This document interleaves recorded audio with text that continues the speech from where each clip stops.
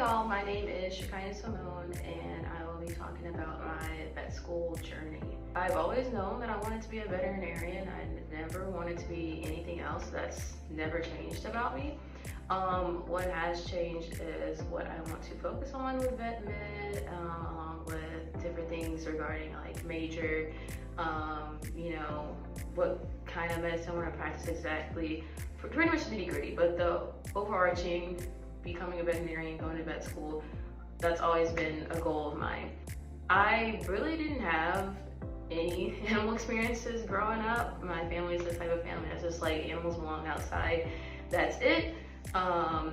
Some relatives had pets here and there, but nothing of my own really besides like fish and things like that.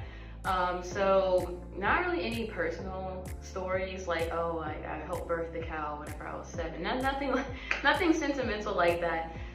For me, when I was younger, I just suffered very much from social anxiety, and so just seeing animals be able to communicate effectively without being able to speak a language, at least a language that humans can understand, was very fascinating to me.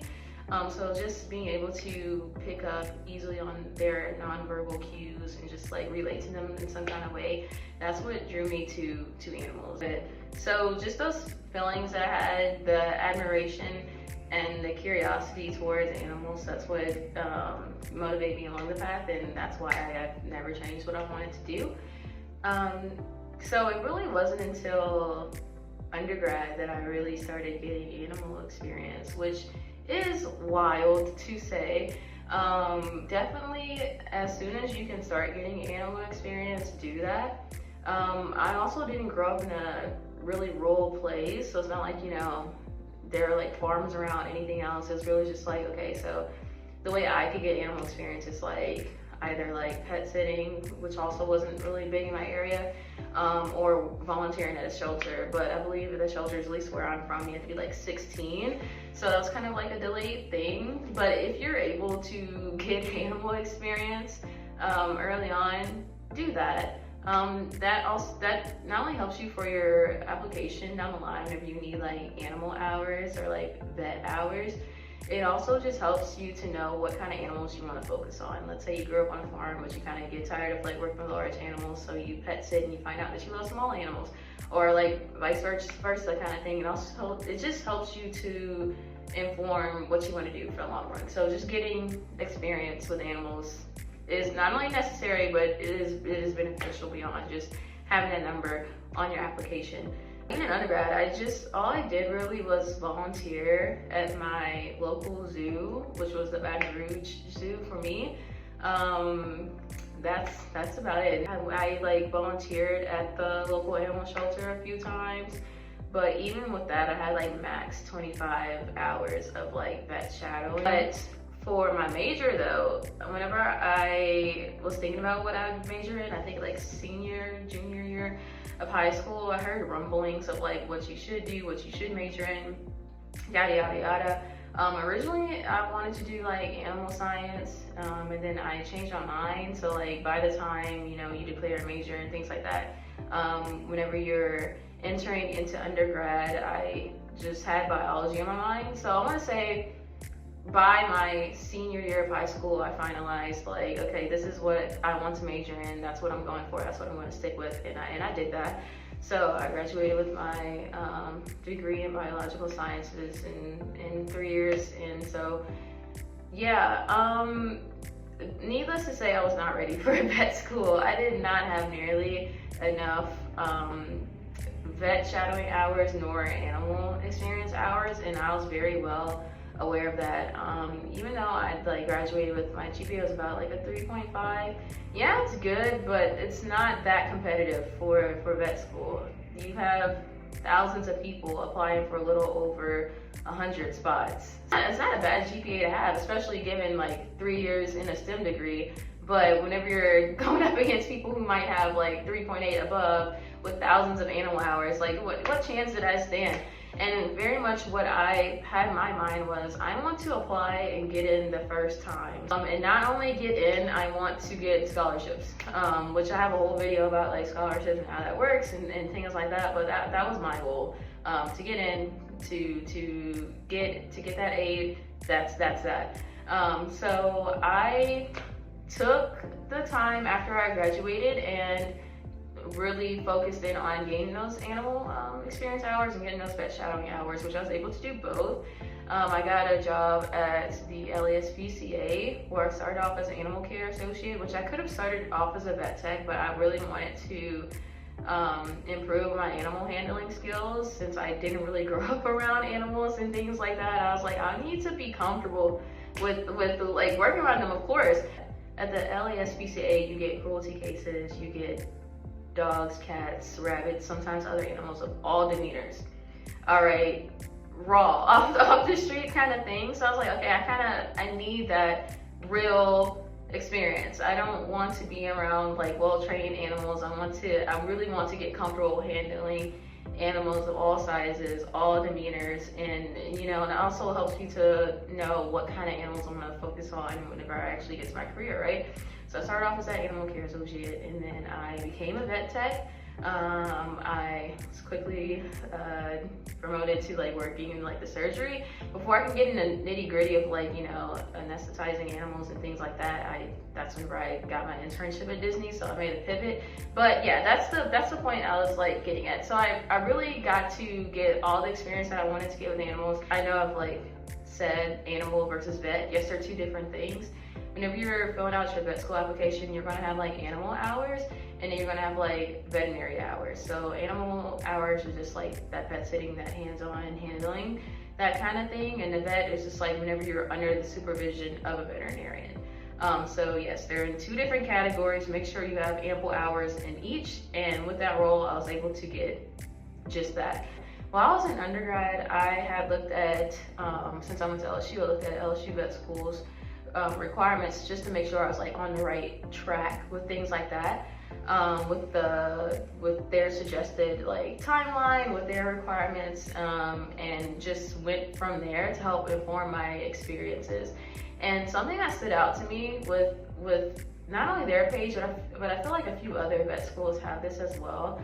They really value students having business experience, which makes sense, but like whenever you're just like, oh, animals, and a lot of people are just like, oh, I don't like people, so like I want to work with animals, that kind of thing. You cannot like completely erase people from the equation and things like that. So I thought that was so interesting that they like explicitly said business experience is like favored, or I forget the exact wording, but business, right? So I was like, okay, so while I'm getting this animal experience that I know I lack, I'm also gonna get this business experience and again get a leg up in that competition that is getting into vet school.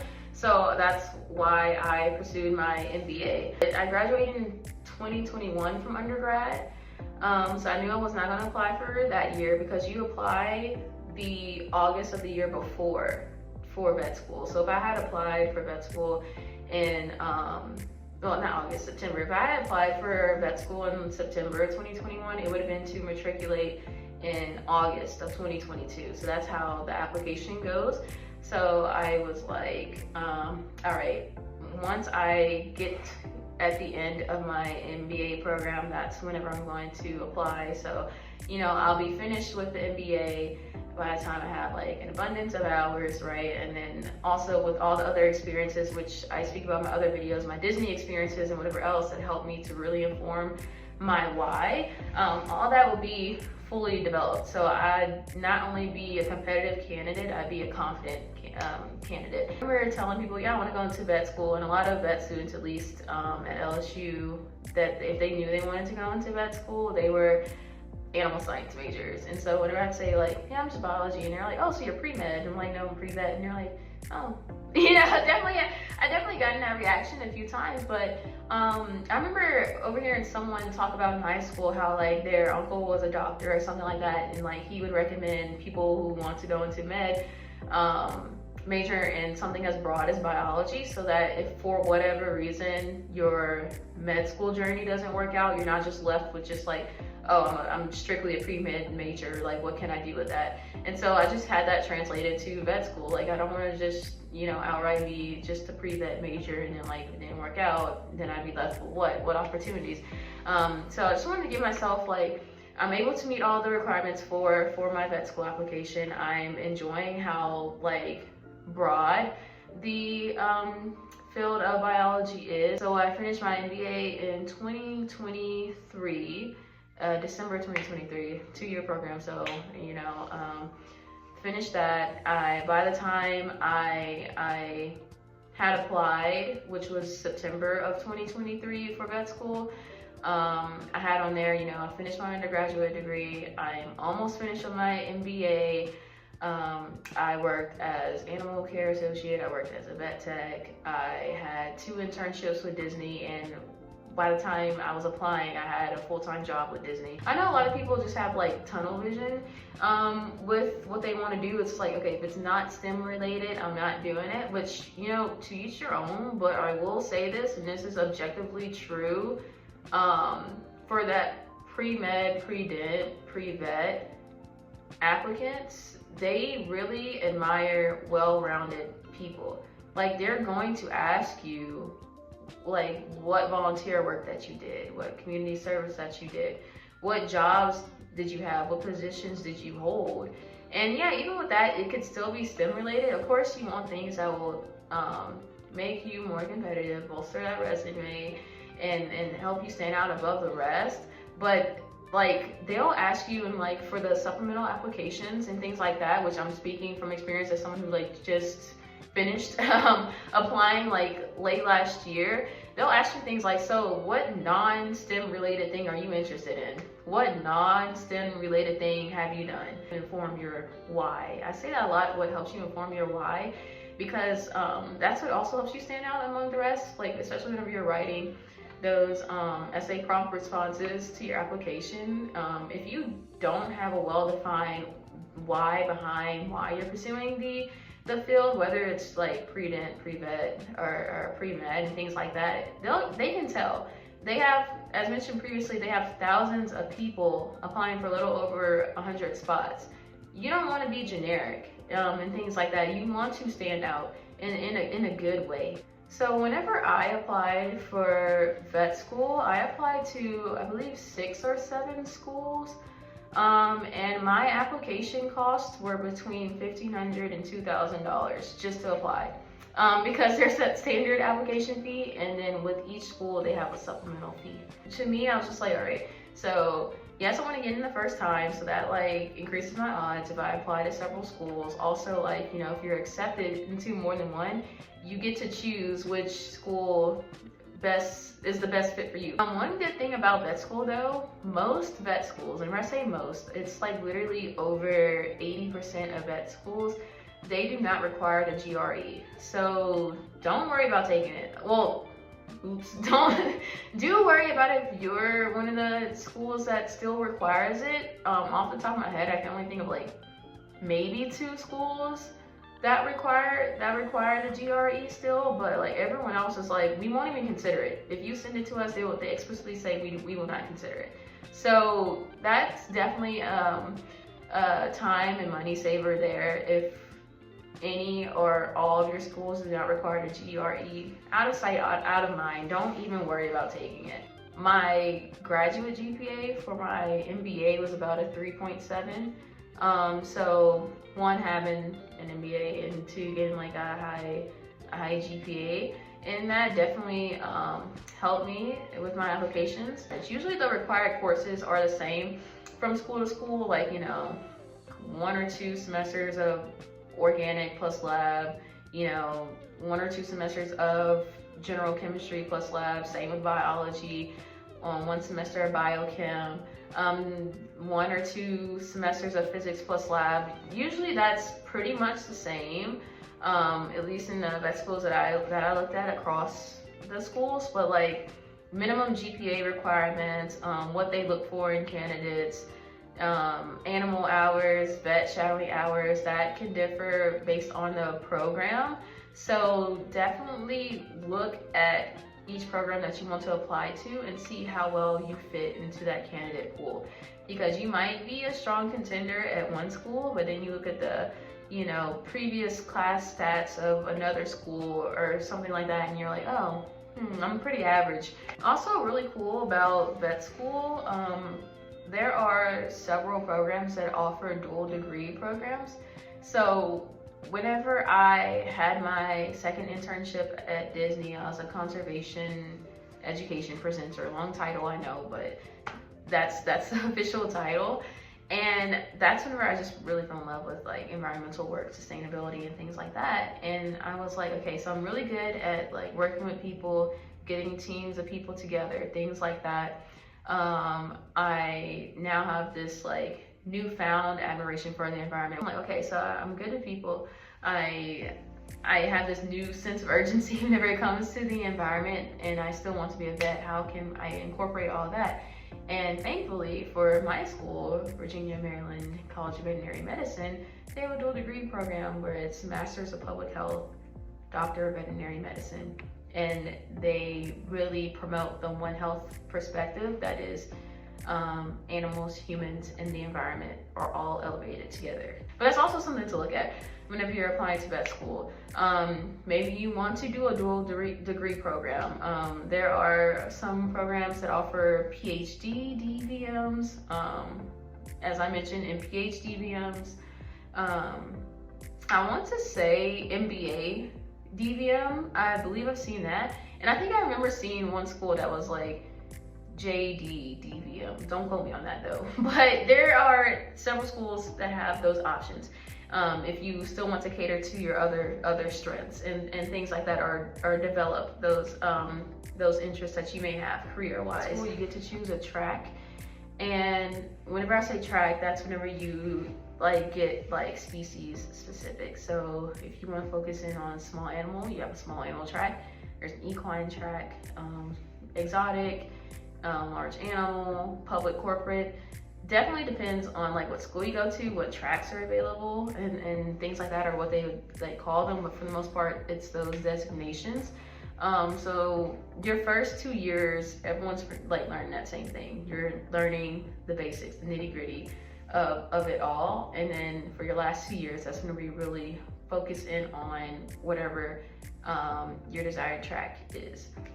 Mixed animal is also one. Mixed animal, let's not forget mixed animal. Overall, whenever you are applying to vet school, I would just recommend, again, starting as early as you can, getting that animal and vet experience, looking at the schools that you would be interested in applying in, and making sure throughout your high school, undergrad, even graduate career that you are meeting and exceeding those requirements, and that you are a well-rounded person, which is really hard to get that experience while you're in undergrad. So I definitely admire the people who, you know, stay in undergrad, you know, those 4 years, and like do the internship, do the jobs, all of that. It's definitely to each their own. What you do whenever you want to do it is your own timeline, no pressure. Some people are like me, and it's like, okay, the first time I apply, I want to get in, that's it. Other people are like, okay, I'm willing to like apply, see, you know, get feedback and build from there and apply several times. It's all on you, it's on your journey. No one will look at you differently. No one will look at you differently based on how many times you've applied, or, you know, what your undergraduate GPA was, what your master's GPA was, none of that. Look, if you're in vet school, you've earned your spot. That is it. That is it, that is all in a discussion. End of discussion. It is so competitive to get into vet school, so don't let anyone make you feel bad about your journey. A lot of people have, like, I guess, the stereotypical role for you in their heads, and whenever you kind of go beyond that, it's just like, it's new to them, right? So just be confident in whatever path that you choose. Like, if you know what you want to do, stick to it. It doesn't have to make sense to anyone else, as long as it makes sense to you. Know your capabilities, know what you are able to do, know what you want to do, and work at it. Develop that, focus on that. Your journey is your own, all right? So don't let anyone else's opinions influence that. It's not worth your time. So for the application itself, it opens up in January of the year that it's due. So for me, when I was applying, it opened up early to mid-January of 2023, and it closed on like, I don't remember the exact date, so like mid-September of 2023. So definitely as soon as it opens, start working on it, because it takes a while. It takes a long time.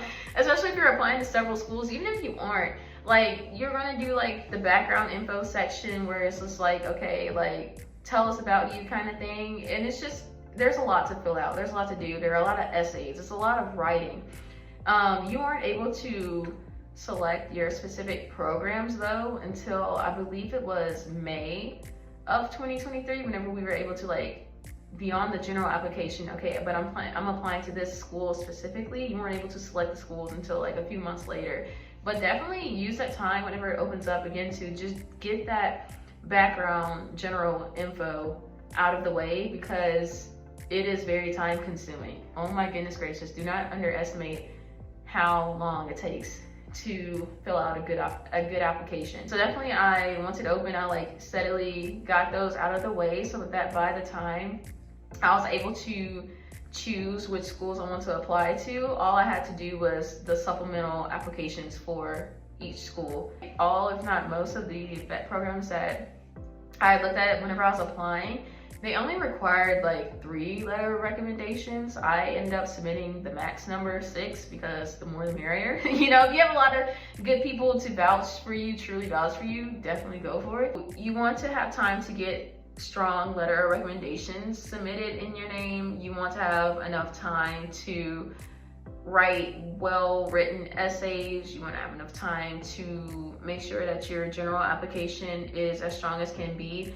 And once you get to the supplemental, also for me, I definitely had people help me and like review the different sections for me before I submitted. That's why in another video, I just stressed the importance of mentors, people that can help you throughout the process. So thankfully, I had several people that like offered like feedback and insight into like what I should do, and help advise me on how to like put a strong application forward. Early bird gets the worm. There we go. Do it earlier. There's so many advantages to just getting your ducks in a row as soon as you can. But yes, it's a months long application process. I think one vet school maybe that I've heard of, so I didn't read this myself, so take this with a grain of salt, might have like admissions on a rolling basis, but the majority of vet schools, it's just like have it submitted by the time the general application is due, which is mid-September. So if you submit it earlier, you don't have an advantage over someone who submitted it like a couple weeks before, which I don't recommend submitting your application on the day that it's due, just because of processing. Not because of like, you know, oh, people who apply earlier have an advantage over people who apply later. That's not the case.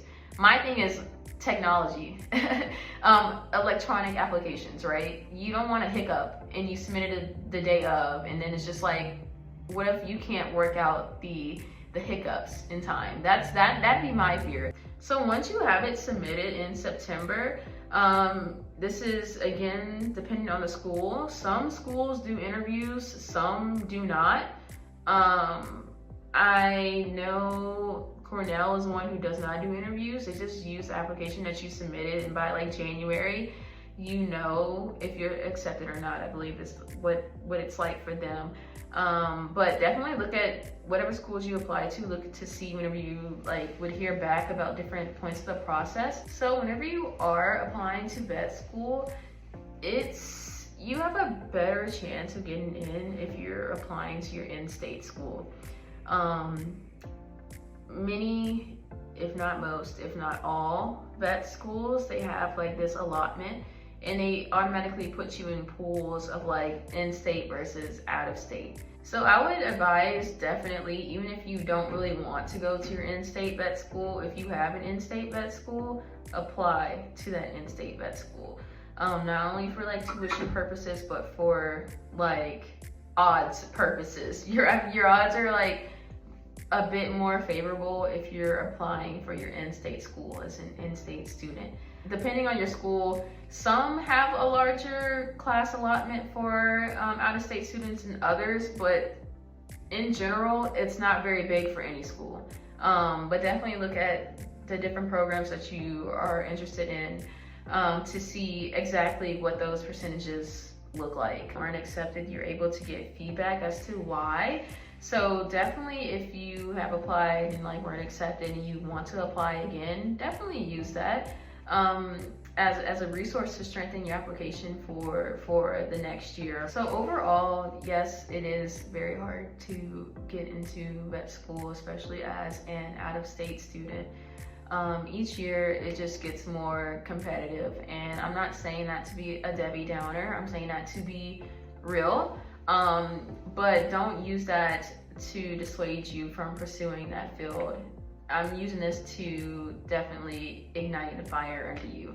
Use that as motivation to put your best foot forward, and even if you think you are putting your best foot forward, it's going to help you go that extra mile to make sure that you're as competitive an applicant as possible. So hopefully this video was helpful. I hope it gave you kind of like guideline and like better expectations and like more insight into the vet school application process. Don't get discouraged. Have a strong support system. Use the resources at your disposal and literally do your best. Go from there.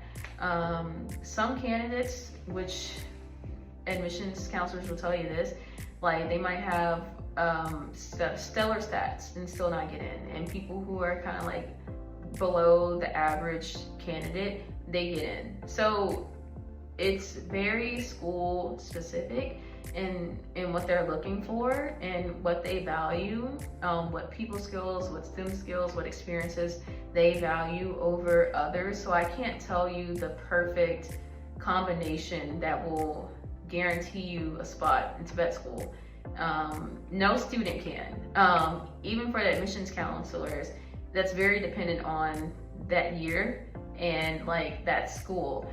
So just go forth and prosper. You really have to be confident in your abilities and know what you want to do and really work towards that. There is no perfect combination for a veterinarian. There is no do this, do that, and it's guaranteed. That's not the reality of it, right? So just use that to inform who you are, strengthen your core values, your core beliefs, and your STEM and non-STEM skills, and go from there.